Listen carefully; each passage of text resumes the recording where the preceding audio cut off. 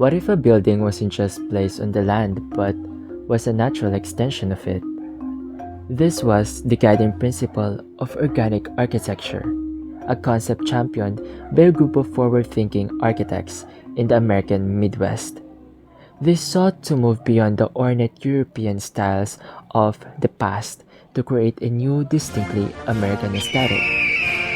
By emphasizing horizontal lines, low pitch roofs, and a seamless connection to the outdoors, this unique style, known as the Prairie School Architecture, created structures that appeared to be married to the ground, echoing the very landscape they inhabited. It was an architectural philosophy that sought to unify human dwellings with their environment, making them feel less like an imposition and more like a part of nature itself. So in the late 1800s in America, cities are growing, factories are booming, and architects are still obsessed with copying Europe. Gothic cathedrals, fancy castles, you name it. Which is weird because nobody in Illinois needs a mini Notre Dame to store their cornflakes. So, after the Great Chicago Fire of 1871, the city basically became an architectural reset button.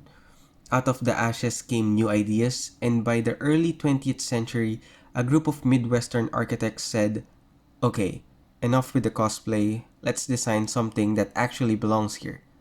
So this became the Prairie School, the first truly American style of architecture. Their mission?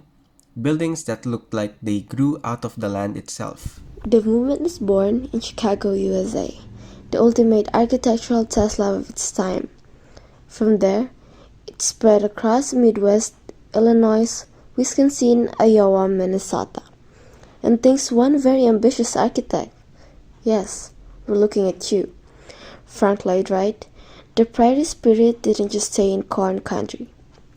Wright later spread ideas as far as Japan with the Imperial Hotel, proving the Prairie School had global legs. Reasons behind the movement. Why ditch the old European look? We have two main reasons. Number one, identity. America wanted its own style, not recycled castles. Number two, logic. The Midwest is flat, wide, and open. A spiky Gothic cathedral just looked confused. So, the Prairie School said, let's match the land. Long lines, open interiors, natural materials, a style that whispers, I belong here, instead of shouting, I'm pretending to be French. We have key architects. First is Frank Lloyd Wright, the face of the movement. Founded his practice in Oak Park, Illinois, where he designed his most famous prairie houses, basically the Michael Jordan of flat roofs. Second, Louis Sullivan, Wright's mentor, famous for saying form follows function. Translation, stop adding random gargoyles just because you can. Third, Marion Mahoney Griffin and Walter Burley Griffin, the power couple. Marion's drawings sold the dream, while Walter carried the prairie vibe overseas, especially to Australia and India. Together, they proved the style wasn't just local, it was adaptable.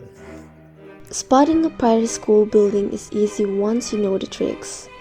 The first is horizontal lines because prairies are flat.